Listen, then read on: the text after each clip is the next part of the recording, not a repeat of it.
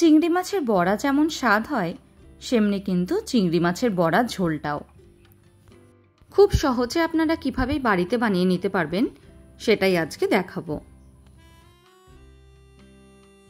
প্রথমে একটা কড়াইতে বেশ কিছুটা সরষের তেল গরম করে নেব। তার মধ্যে 1 চামচ জিরে আর 2টো শুকনো লঙ্কা ফোড়নে দিয়ে খুব ভালো করে কিন্তু ফোড়নটাকে ভেজে নেব।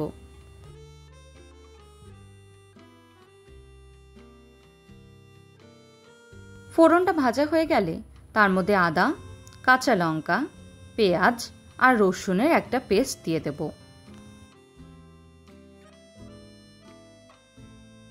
একই সঙ্গে দিয়ে দিচ্ছি মিক্সিটা ধুয়ে সেই জলটাও। এবার খুব ভালোভাবে কিন্তু মশলাটাকে কষিয়ে নিতে হবে। মশলাটা কষানো হয়ে গেলে দিয়ে দিচ্ছি 1/2 চামচ হলুদ, 1 চামচ নুন, 1/2 চামচ জিরে গুঁড়ো আর 1 চামচ লাল লঙ্কার গুঁড়ো। সব মশলাগুলোকে দিয়ে কিন্তু খুব ভালো করে এবার মিশিয়ে নেব। তারপর আবারও 2 থেকে 3 মিনিটের জন্য ভালো করে কষিয়ে নেব। মশলার জন্য আমি ব্যবহার করেছি একটা বড় সাইজের পেঁয়াজ, 5টা কাঁচা লঙ্কা, 4 কোয়া রসুন আর 1/2 ইঞ্চি আদা। মশলাটা ভালো করে কষে আসলে তার থেকে তেল ছেড়ে দিলে দিয়ে দিচ্ছি 1 কাপ পরিমাণে জল। জলটা দিয়েও কিন্তু খুব ভালো করে নেড়ে চেড়ে কষিয়ে নেব।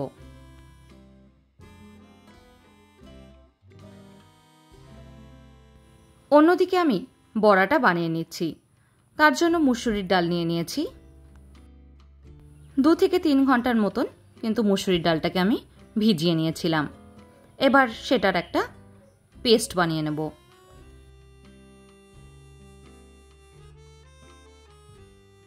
আর নিয়ে নিচ্ছি ছোট ছোট চিংড়ি মাছ।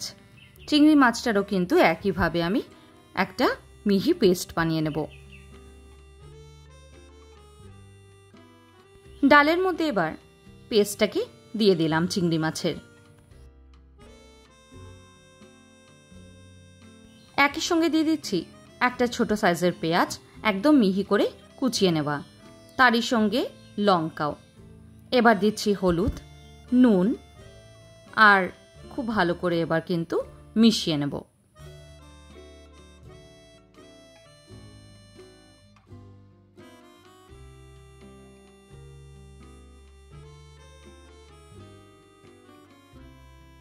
চার থেকে 5 মিনিটের জন্য কিন্তু খুব ভালো করে মিশিয়ে নিতে হবে।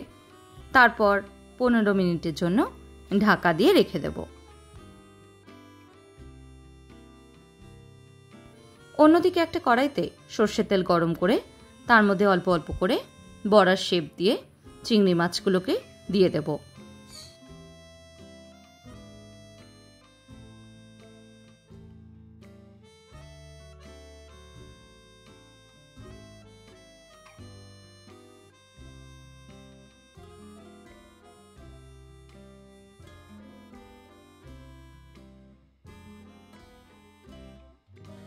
এক পিঠটা ভালো করে ভাজা হয়ে গেলে উল্টে দিয়ে অন্য পিঠটাও কিন্তু ভালো করে ভেজে নেব।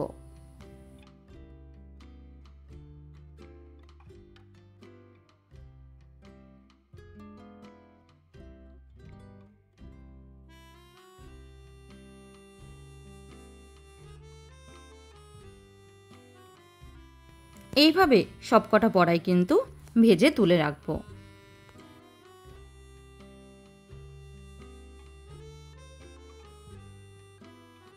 বড়াগুলোকে একটুখানি চেষ্টা করতে হবে যাতে সময় নিয়ে ভালো করে ভাজা হয়, যাতে ওপর বা ভেতর দুটোই ভালো করে ভাজা হয়।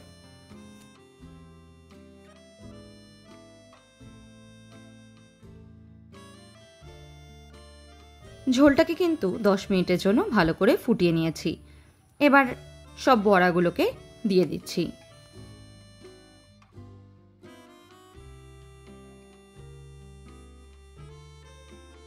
বড়াগুলোকে দিয়ে খুব ভালো করে কিন্তু ঝোলের মধ্যে ডুবিয়ে দিতে হবে, যাতে বড়ার মধ্যে ঝোলটা ভালোভাবে ঢুকে যায়। এই সময়তে দিয়ে দেব 1/2 চামচ মতন গরম মশলার গুঁড়ো। খুব ভালো করে এবার একবার মিশিয়ে নেব। গরম ভাতের সাথে সার্ভ করুন চিংড়ি মাছের বড়ার ঝোল। আজকের মতন এইটুকুই। আবার দেখা হবে নতুন কোনো রেসিপি নিয়ে। ভালো থাকবেন। ধন্যবাদ।